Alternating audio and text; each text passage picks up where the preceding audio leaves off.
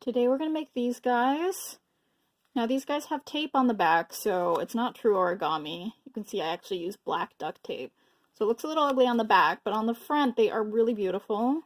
So for this model, you'll need tape and 17 square sheets of origami paper. And you will also need scissors. This is 7.5 times 7.5 centimeters, or 3 times 3 inches. And the first thing I'm going to do is I'm going to have the paper facing me like a diamond, and I'm going to make a crease right in the middle here by putting the right point here to the left point here, like that. Make a really sharp crease with my fingernail. I'm going to open this back up, and then now I am going to put the right point to this middle line here.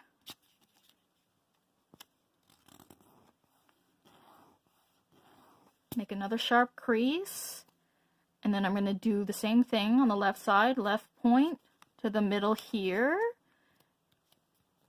So we've got this kind of triangle shape on top, but when you look at it as a whole, it looks like an upside down kite.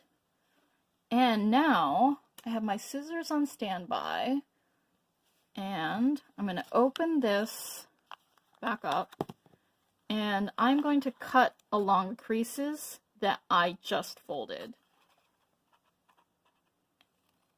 And you want to be very careful and very precise when you do this. Cut exactly along the lines. Try not to breathe too hard, otherwise I feel like the scissors are gonna shake. Okay. I'm gonna take away the excess. Now I have my upside down kite again. Let's flip this over so we have a right side up kite.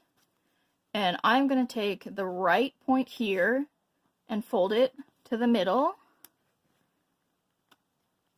And you're going to have to fold it to the middle all the way down, which can be a little difficult because now you have a lot less paper because you've cut so much of it off.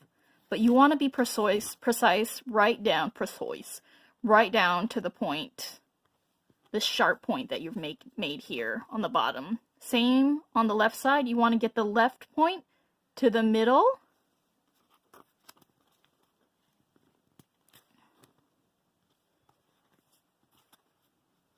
And you have to be precise all the way down.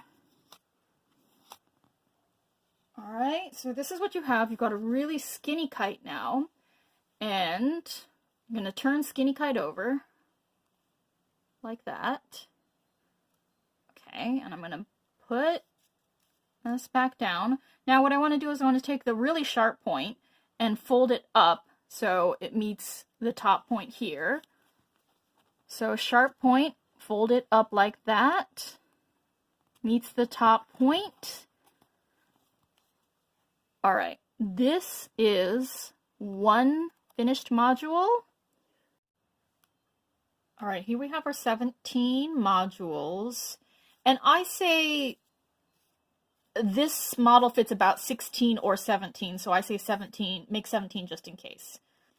Okay, so you've got one, and then when you add the second one, when you put the second one inside the first one, you take this bottom left corner here and you put it in this flap. So this opens up, there's this line here, and there's a flap.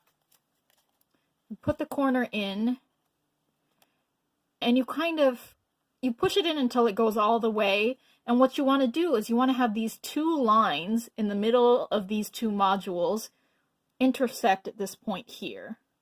That's how you know you've done it right. And then I have a piece of tape. I've got all my pieces of tape on standby. Turn this over and tape this up. And this piece of tape is about 1 inch, like 2.5 centimeters, and maybe 1.5 centimeters. There. Okay, so I'm going to keep on going with this.